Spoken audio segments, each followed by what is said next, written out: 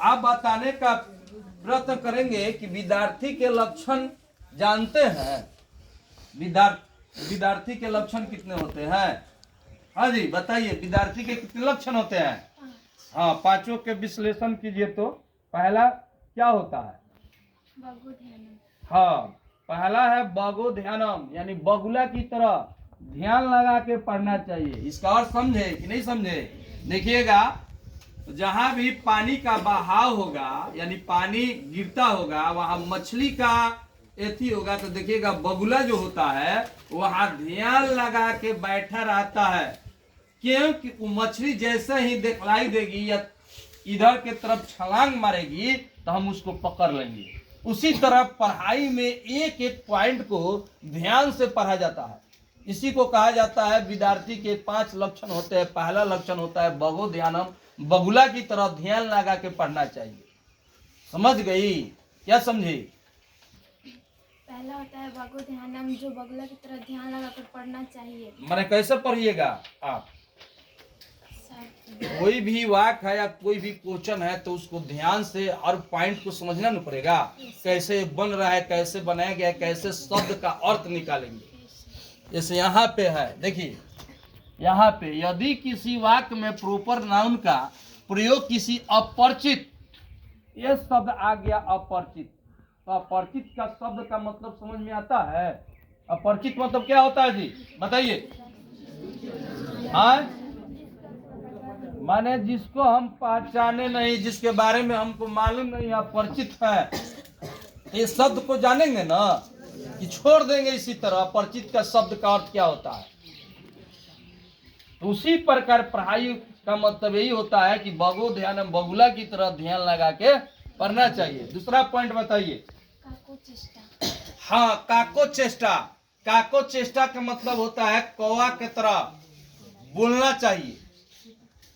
अब तो देखते हैं विद्यार्थी लोग क्या पढ़ते हैं क्या नहीं पढ़ते हैं। अशुद्धियां होने के कारण क्या हो गया, पहले होता था कि बोल बोल के सुबह होता था तो याद करते थे, उसको बोल बोल के स्पष्टता के साथ पढ़ते थे। इससे ये होता है कि आप गलत भी पढ़िएगा, आपके भाई बहन या जो भी चाचा उचा जो भी अगल बगल के पढ़े होंगे, अगर आप गलत पढ़ते होंगे तो उसको पकड़ेंगे पॉइंट को कि क्या सही है क्या गलत है। गलत ये नहीं न पढ़ रहे हैं, तो इससे ये होता था, क्लियर हो पाता था, अपने आप को कॉन्फिडेंस हो जाता था कि हम जो पढ़ रहे हैं वो सही पढ़ रहे हैं। बात समझ रहे हैं? कि ऐसे होता था। अब तो देखते हैं कुछ ऐसे स्टूडेंट आते हैं उनका हिंदी का उच्चारण भी नहीं आ पाता है। 10th में चले गए हैं, 9th में चले गए हैं और आगे भी क्लास में चले गए हैं, क्या बोले, हिंदी भी नहीं आता है पढ़ने। अब उस विद्यार्थी को हम कैसे पढ़ाएंगे, कैसे याद करेंगे, अब वही नहीं जानेंगे। अब हम क्या ज्यादा समझाते हैं तो बोलते हैं कि सर बोल रहे हैं। सबसे बढ़िया है उसको बोर्ड पर पढ़ा दीजिए, समझा दीजिए, वही सर्वोत्तम है। अगर आप पूछ पाछ कीजिए तो आप सही नहीं पढ़ा रहे हैं। दर्शाइएगा उनको कि आपको ये चीज सही ढंग से नहीं आ रहा है, तो उनको लज्जा लगता है कि सर हमको लजवा रहे हैं। बात समझ गए? 2 पॉइंट इन्होंने बताया, बको ध्यानम काका चेष्टा। अगला पॉइंट बताइए। तीसरा है स्वनिंद्रा। हाँ, स्वनिंद्रा। स्वनिंद्रा का मतलब क्या होता है? हाँ बताइए, स्वनिंद्रा का मतलब क्या होता है? हाँ, किनको सुना चाहिए? विद्यार्थी को। हाँ, कुत्ते की तरह सुना चाहिए। कौन बताएगा जी इसका विश्लेषण? बताइए। माने कुत्ता को देखे हैं सोते हुए कोई? हाँ, तो जो विद्यार्थी होंगे कुत्ते की तरह नहीं सो पाएंगे। आराम से कुत्ते की तरह सोते हैं। बात को पहले समझिए, मेरा कहने के तात्पर्य क्या था। बोलेंगे सर बोल रहे हैं कि कुत्ते की तरह सोना चाहिए, कुत्ते की तरह नहीं सोना चाहिए। तो जो विद्यार्थी होंगे तो कुत्ते की तरह सोएंगे, और जो नहीं विद्यार्थी होंगे वो क्या करेंगे, उसका उल्टा सोएंगे। आराम से, उनको कोई टेंशन नहीं है। जैसे कोचिंग है 6 बजे से, तो आते हैं आराम से 6:30 बजे, 6:10 में। नियम यही कहता है कि जब पढ़ाई स्टार्ट हो तो उसके 5 मिनट पहले हम पहुंचे। नियम है, हम बताएंगे। इन टाइम, ऑन टाइम नहीं। इन का मतलब होता है कि दम 6 बजे, ऑन का मतलब होता है आगे पीछे। या इसके पहले 5 मिनट पहुंचिए कि हमारा छूटे नहीं सर जो पढ़ाएंगे।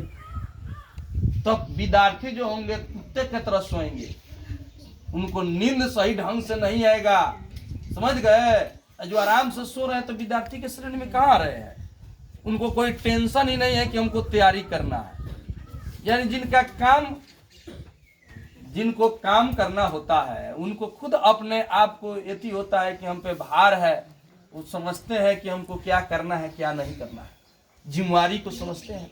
जो जिम्मेवारी ही नहीं समझ पाएंगे तो आगे चल के क्या करेंगे। अगला पॉइंट 3 पॉइंट बताया गया, बको ध्यानम, काकत चेष्टा, स्वनिंद्रा। बताइए।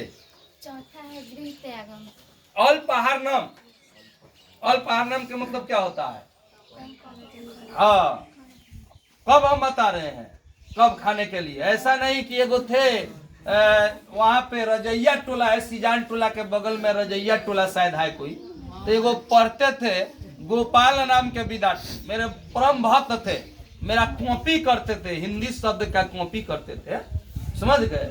तो हमने बताया था कि पढ़ने के समय माने 2 रोटी यानी थोड़ा कम भोजन करना चाहिए। अब खाना खा लीजिएगा तो हार्मोन निकलना शुरू हो जाएगा और आप पढ़ नहीं पाइएगा, सोने का मन करेगा। तो विद्यार्थी क्या किए कि उनको दिमाग में मैप हो गया कि सर बताए हैं कि विद्यार्थी जो होते हैं मात्र 2 रोटी खाता है। वो क्या किए कि 2 रोटी खाना शुरू कर दिए, धीरे धीरे कमजोर हो गए। कमजोर होने के बाद उनके पिताजी आए हमारे पास, कहे कि मेरा बच्चा कहता है कि सर आप इसको सिखाए हैं कि मात्र 2 ही रोटी खाना। कहे कि हम इसको किस सेंस में सिखाए हैं, हम पढ़ने बैठने के पहले अगर थोड़ा भोजन का सेवन करना चाहिए यानी खाना चाहिए, तो हम इस सेंस में हम आपको बताए थे। बात समझ रहे हैं। तो ये अल्पाहारनम का मतलब थोड़ा भोजन करना चाहिए, किस समय? पढ़ने बैठना है तो। बात समझ गए। और गृह त्यागनम का मतलब होता है कि शोरगुल में नहीं पढ़ाई होता है। मगर इस समय तो कुछ ऐसे स्टूडेंट भी देखे हैं कि वहाँ पे मोबाइल में गाना सुनते हैं, पढ़ाई करते हैं, वीडियो देखते हैं, पढ़ाई करते हैं। तो अब कहाँ से स्मरण हो पाएगा, ध्यान कहाँ दे पाएंगे। हमने बताया था उन्नति प्राप्त करने वाले संस्कृत में 6 दुर्गुणों को त्याग देना चाहिए। किनको याद है जी? 6 गो दुर्गुण जिसके पास होगा कभी उन्नति प्राप्त नहीं कर पाएगा, ऐश्वर्या प्राप्त नहीं कर पाएगा। पहला क्या था? निंद्रा, अधिक देर सोने वाला, समझ गए। पहले ध्यान दीजिएगा, 6 गो दुर्गुण होगा तो आप कभी आगे नहीं बढ़ सकते हैं। पहला पॉइंट है निंद्रा। निंद्रा का मतलब होता है अधिक देर सोने वाला। दूसरा का क्या था? तंद्रा। निंद्रा, तंद्रा। तंद्रा का मतलब होता है उग जाना।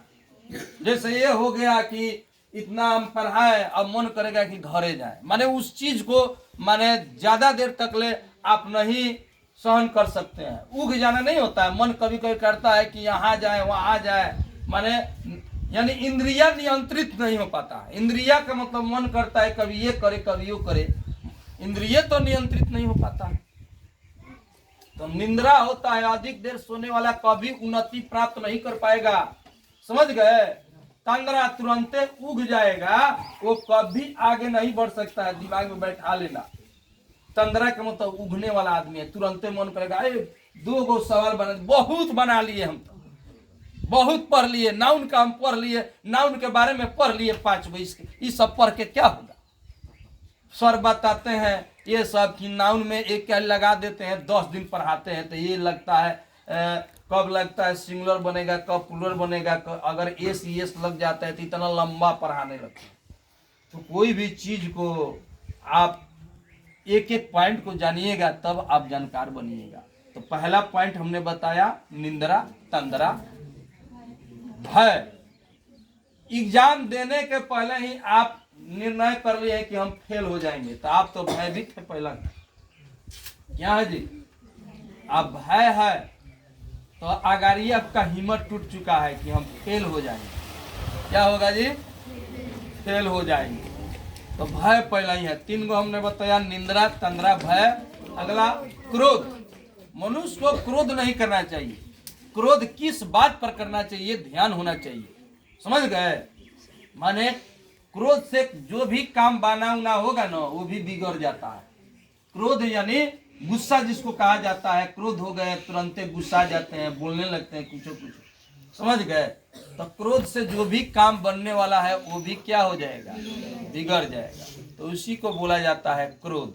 अगला पॉइंट को जानेंगे। समझ गए? अगला पॉइंट, आलस्य। मनुष्य को आलस्य नहीं करना चाहिए। समझ गए? आलस समझते हैं ना, आज पढ़ेंगे कल पढ़ेंगे परसों पढ़ेंगे, इसी तरह टाइम क्या हो जाएगा, बीत जाएगा। तो जो होंगे आलस वाले आदमी। और दीर्घ सूत्रता, समझ गए? दीर्घ सूत्रता का मतलब होता है एक ही काम को अधिक दिन तक लगाने वाले, उसी को कहा जाता है दीर्घ सूत्रता वाले आदमी है।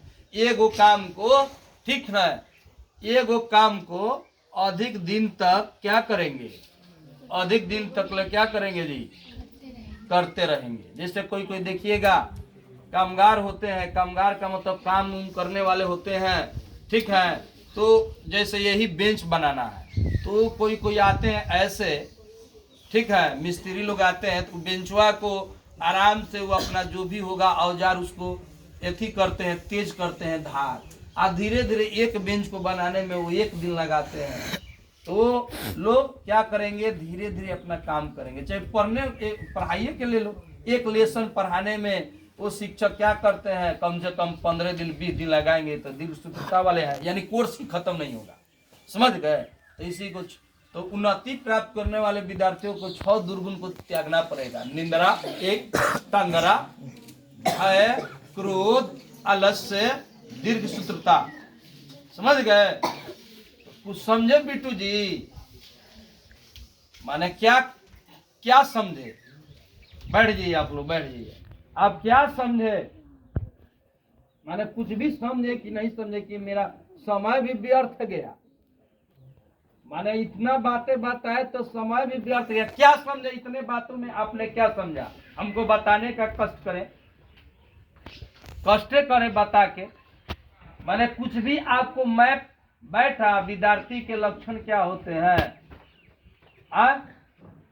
उन्नति प्राप्त करने के क्या लक्षण होते हैं, ठीक है, लोग रोक दो।